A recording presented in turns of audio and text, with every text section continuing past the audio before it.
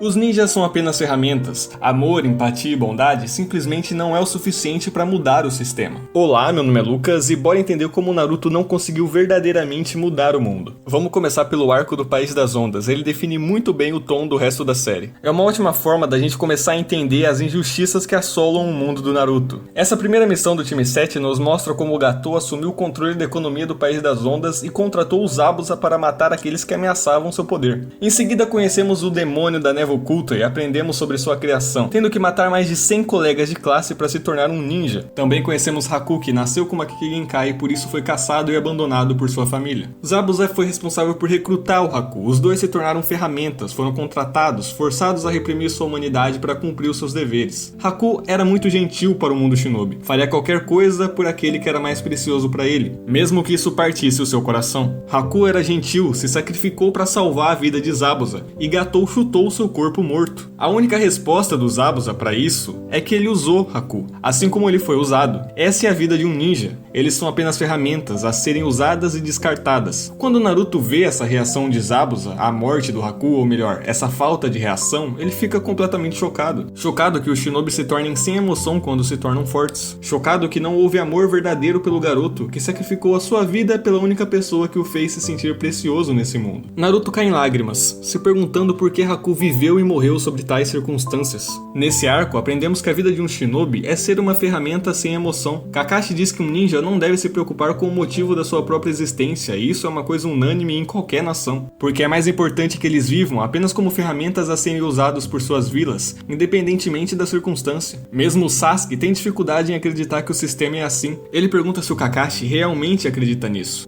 Então ele responde que todos os ninjas vivem lidando com esse fato. Em todo anime existe uma coisa chamada de mal maior. Em One Piece esse mal é a falta de liberdade, muitas vezes ocasionada pelo governo mundial. Em Demon Slayer são os demônios. E em Naruto são as guerras. Os shinobis existem em um sistema que lucra com a guerra e a violência, e o seu meio de sobrevivência é assumir missões onde devem matar ou proteger. Os shinobis poderosos exigem um preço alto, porque seus lucros possivelmente impulsionam a economia de uma nação inteira. Então o valor de um shinobi é medido pela sua força. Se o seu valor é determinado apenas pelo que ele pode trazer para sua nação, e um shinobi existe puramente para lutar, o que eles são quando não há mais guerras para se lutar? Quem são eles e como o sistema se mantém em tempos de paz? O arco do País das Ondas é apenas uma introdução à crueldade do sistema. O próximo arco, que é muito amado por todos nós, é o Exame Chunin. Aprendemos que o verdadeiro propósito dos exames é ganhar uma chance de impulsionar a economia da vila. O terceiro Hokage diz que os exames são uma miniatura de guerra entre os aliados. Os verdadeiros vencedores dos exames não são aqueles que são promovidos para um novo cargo, mas sim a vila como um todo. O exame possui uma grande audiência pela parte dos mais ricos de cada nação, e a vila que possui o melhor desempenho se torna mais atraente para esses nobres. Os shinobis poderosos dessas nações serão rapidamente contratados, mostrando para as outras vilas que não são apenas os mais fortes, mas também os mais influentes. As vilas que perdem ou têm um fraco desempenho se expõem às nações vizinhas, revelando sua vulnerabilidade em combate e potencialmente em uma guerra. E tudo isso acontece graças a uma linda rinha de criança. Mas por que essas crianças arriscam suas vidas? Bom, isso é a vida de um shinobi. Eles não são nada além de ferramentas para uma vila, meios para um país. Hiruzen continua dizendo que preservar o equilíbrio de poder ao custo de vidas é a essência da amizade em um mundo shinobi. Poder, dinheiro e influência são primordiais. Suas vidas individuais não significam nada, sua amizade não significa nada, seus vínculos não significam nada. Olhe para Sakumo Hatake, o pai do Kakashi. Ele foi tão rejeitado, tão criticado por escolher salvar os seus companheiros em vez de concluir a missão,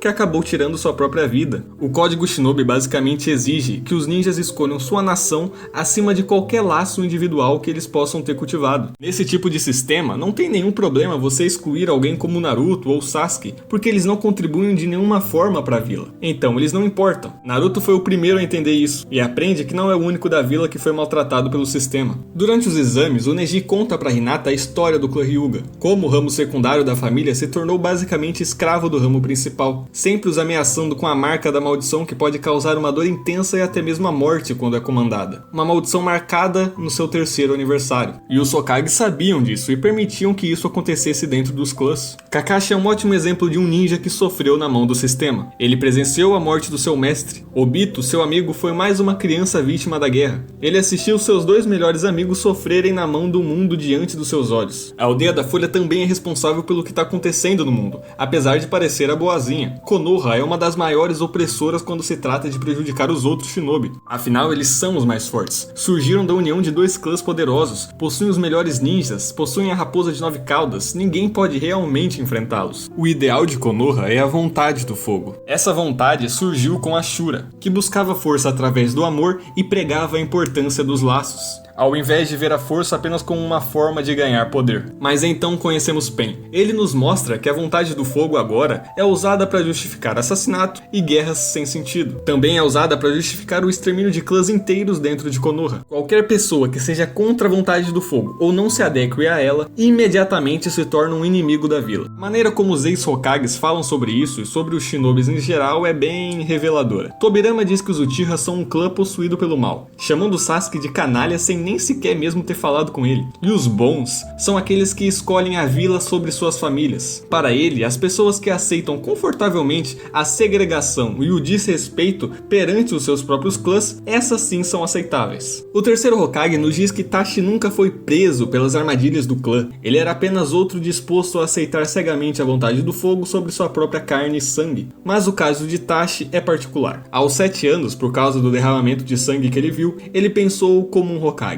O terceiro encontrou o candidato perfeito para moldar e manipular para se tornar uma arma contra até mesmo seu próprio povo. E como podemos nos esquecer do Danzou, que desempenhou um papel magnífico ao manipular um jovem de 13 anos para exterminar seu próprio clã. Mas o mais intrigante é que o Hashirama elogiou o Itachi pelo massacre que ele fez quando tinha apenas 13 anos de idade. O mesmo Hashirama que criou a Vila da Folha para que as crianças pudessem manter sua inocência e não tivessem que virar ninjas tão cedo. O mesmo homem que teve que enterrar seus irmãos, alguns que tinham apenas 7 anos de idade. Essa é a vila que ele se orgulha tanto de ter criado. Eu sinceramente não sei porque ele se orgulha disso, mas se tem uma coisa que eu me orgulho é saber que você deu like e se inscreveu no canal. É isso aí, me dá essa moral. O canal é novo e eu trago vídeo de animes toda semana. E sua presença aqui me dá energia pra continuar. Depois de Naruto ficar indignado com o verdadeiro propósito dos shinobis, ele promete se tornar seu próprio tipo de ninja. Mas a escuridão e a podridão desse mundo continuam a se mostrar pra ele em todos os lugares. A história de Gaara é muito parecida com a de Naruto. O quarto Kazekage selou uma besta de cauda em seu próprio filho, para que um dia ele pudesse servir como uma arma viva para a vila. Depois ele tentou matar o Gaara 6 vezes, porque ele era um experimento fracassado. Assim como a de Naruto, a solidão de Gaara é fabricada, só que a dele o levou a um lugar ruim, a um lugar de ódio, raiva e violência. Não é apenas em Konoha que o sistema passa por cima dos seus próprios ninjas, é em toda a vila shinobi. A ideia de um Jinchuriki é absurda, colocar o poder militar do seu país em uma criança e criar ela para que ela se torne uma arma. E a verdade é que a grande maioria morre tentando domar esses monstros. Além do Killer Bee e do Naruto, todos os outros foram caçados e mortos. Esse mundo valoriza mais a força militar do que a vida das crianças em quem eles implantam essas bestas. Depois de Gaara, ele conhece Pain e aprendeu como as grandes batalhas das grandes nações destruíram a Vila Oculta da Chuva. Konoha e as outras nações deixaram muitos órfãos, deixaram suas terras saqueadas e seu povo empobrecido. Foi o Danzou da Folha que orquestrou o plano para destruir a paz que Yahiko e Akatsuki buscavam. Nagato diz a Naruto que a paz que as grandes nações desfrutam só existe por causa do sacrifício das nações menores. Essas guerras são fabricadas para lucrar e expandir a economia. Os tributos que os cidadãos pagam a Konoha se tornam os fundos para a guerra. Aqui o Naruto aprende que os shinobis são enganosos e ávidos por poder. Pessoas gananciosas vivem para lutar e sempre encontrarão uma maneira de criar outra guerra para lucrar ainda mais. Naruto aprende em um nível macro a política do mundo shinobi. Um mundo assolado por escuridão, um mundo genuinamente egoísta, e Konoha tá na frente de tudo isso. Quando ele volta pra vila, após a derrota do Pain, ele é tratado como um herói. Ele finalmente é reconhecido e aplaudido pela primeira vez na sua vida. E isso é tudo que ele queria, certo?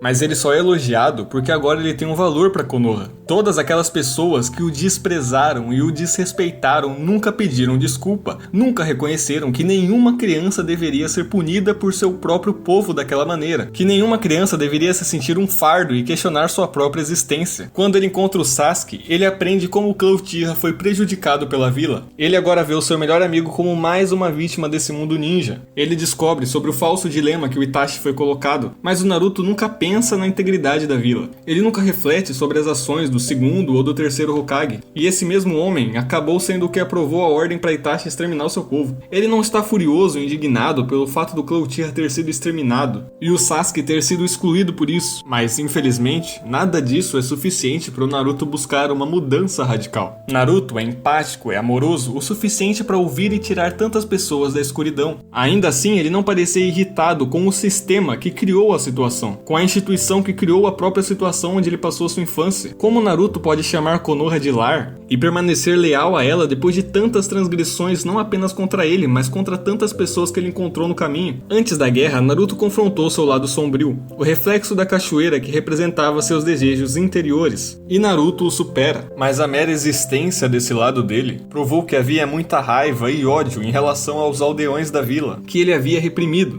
e nunca uma vez sequer desejou mudar o mundo que o odiou por nada. Talvez o Naruto deveria ter odiado mais a Folha, talvez ele deveria ter desprezado essas pessoas, a vila que o excluiu e o deixou viver nesse lugar sombrio, o lugar que ele chamou de inferno. Eles o deixaram lá para apodrecer e definhar. Talvez se ele não tivesse o Iruka, o Kakashi, o Sasuke, o tio do Lame, ele teria morrido por causa da besta dentro dele. Ele teria se afogado na escuridão e talvez teria terminado como Gaara. Para mim, o Naruto deveria ter desprezado o sistema desse mundo. Sistema esse que tirou tudo dele, o seu pai, a sua mãe, a sua infância e de muitos outros personagens da história. Não me entenda mal, eu sei que o Naruto salvou o mundo. Ele trouxe a paz ao mundo shinobi e uniu as grandes nações. Ele foi o garoto da profecia e também foi muito mais do que isso. Ele foi a luz para muita gente. Quando o Sasuke estava tentando cortar os seus laços e suportar o peso da escuridão do mundo, Naruto não permitiu que ele enfrentasse tudo isso sozinho. Ele não permitiu que o Sasuke voltasse a esse inferno da solidão. Esse é o tipo de amigo que ele é. O amor foi suficiente para salvar o mundo, mas infelizmente não foi o bastante para mudar ele. Essa obra fala muito sobre ajudar a próxima geração. A mudança ajuda mais do que a manutenção do sistema. Essa paz que o Naruto trouxe é algo temporário. As nações só se uniram porque tinham um inimigo em comum. E nesse sentido, o Sasuke estava certo. Após salvar o mundo, a natureza humana não se tornou magicamente pacífica, não procurando mais o poder ou a riqueza. Esses problemas vão surgir enquanto o sistema se manter igual. Tem uma frase de um revolucionário que diz que ter paz é diferente de ter justiça. Na minha visão, Sasuke não estava totalmente errado na sua ideia de desmantelar o mundo ninja. E Nagato também não. O amor não é suficiente para acabar com esse ciclo de ódio. Requer uma ação, requer uma revolução, uma mudança de pensamento. O que verdadeiramente teria mudado o mundo teria sido derrubar esse mesmo sistema que define cada aspecto da vida das pessoas. O único elo em comum entre o Haku, o Zabuza, o Neji, o Gaara, o Nagato, o Sasuke e o Naruto é o sistema, porque ele busca por lucro e poder, e para isso ele gera guerras e destrói vidas. E a existência desse sistema que oprime gera aqueles com quem ele luta contra. Os vilões que surgem por serem vítimas diretas ou indiretas da guerra, teoricamente justificam a existência de mais guerras para poder detê-los. Tudo isso é um ciclo.